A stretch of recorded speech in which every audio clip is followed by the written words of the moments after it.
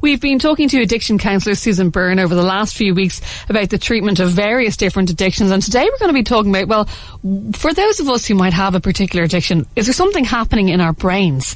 How does addiction affect brain chemistry? But Susan, before we get to that, we might just start off with just how do we classify addiction in the first place? Hi, good morning, Wendy. The first thing I want to say is that the brain is really quite an amazing thing and is highly adaptive, but I also want to qualify that by saying that addiction can hijack the brain. And if we look at what addiction is, it's a very gradual and slow process that evolves over a period of time, and it's a repetitive, cyclical process that keeps an individual in a cycle of highs and lows and an emotional roller coaster. So I'm kind of bringing your attention to a dopamine level here, okay? And we know that all the addictions are self-rewarding behaviours. Again, another dopamine hit, and they're mood-altering, another dopamine hit. We also know that they involve compulsive behaviours, which means that an individual has to keep in it, and they're impulsive behaviours, so an individual will find it really difficult to put in interventions, okay? So when we look at chemical addictions, which are alcohol and drugs, and behavioural addictions like pornography, eating disorders, gambling, we know that they alter brain chemistry because the brain regulates emotions, decision-making skills, breathing, coordination, but it also has an impact on the physical sensation in the body, such as cravings, habits and compulsions, which are the bedrock of the addictions, okay? And we also know that addiction changes the brain and impairs the way it works. So in particular, in chemical addictions, such as alcohol and drugs, damage will be done to the frontal cortex. And this part of the brain is the part that's responsible for judgment and decision-making and reasoning skills. And in terms of dopamine, Wendy, the way the brain signals pleasure or recognizes pleasure is through the release of a neurotransmitter called dopamine into the brain's pleasure center. Now, this is quite normal. If you have a good session at the gym or you're looking forward to going on holiday, we all get that dopamine hit. Yeah, so it can be a clever way of getting us to do things that are also good for us. Absolutely. However, when drugs and alcohol are misused, this can cause much more dopamine release than is seen in non-addictive rewards. So in some addictive drugs like ketamine, cocaine, heroin, they can release up to between 2 to 10 times the amount of dopamine that natural rewards do. And they'll do it more quickly, they'll do it more reliably, and they'll do it more effectively.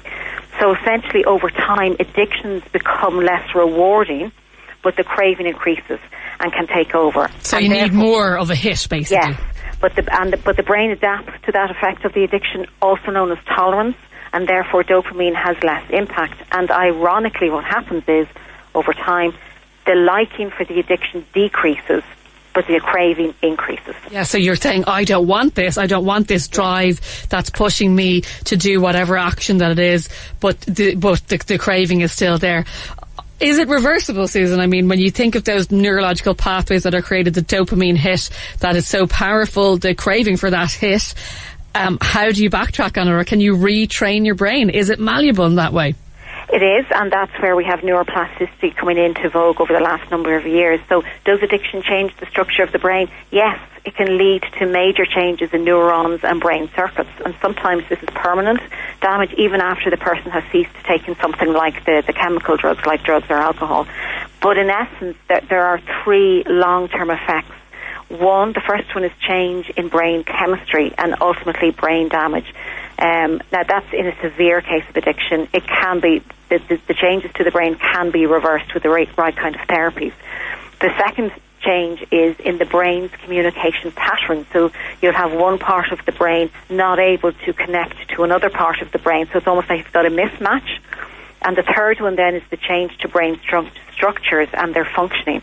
And changes to the brain's neural circuits and chemistry and structures powerfully drive the addiction forward. And that's what you know, when I said addiction can hijack the brain, that's what I mean. With these changes that have occurred in the brain, it drives the addiction forward.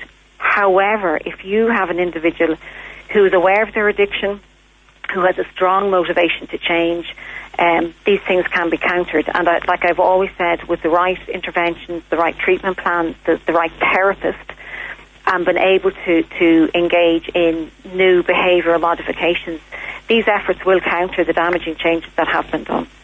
And for people listening, or someone listening, Susan, who might be identifying with some of the things that you said, like this is what would show that you might have an addictive behaviour, hearing about the science behind, brain chemistry and the power behind that, while it might explain the situation the person is in, it might kind of leave them feeling a little bit hopeless. What's your advice there in terms of just a pathway out of addiction, whatever it may be? I would say, first of all, get into treatment as soon as possible. So that's why I always say just find the right therapist and devise the right treatment plan. The brain is absolutely amazing. It is so hugely adaptive. It can form new neural networks. But what we would always advocate is abstinence, and that's both from the chemicals and the behavioural addictions too, Wendy. So if you have abstinence from any addictive substance or activities, it can lead to a reversal of many of the physical changes that have occurred during addiction, without a doubt. And just finally to ask you, Susan, for someone who feels that they've gotten the interventions that you have mentioned and they recovered well, but you'll often hear that phrase, someone saying, I've been, say for example with alcoholism, they'll still refer to themselves as an alcoholic even if they've been dry for 10, 15, 20 years.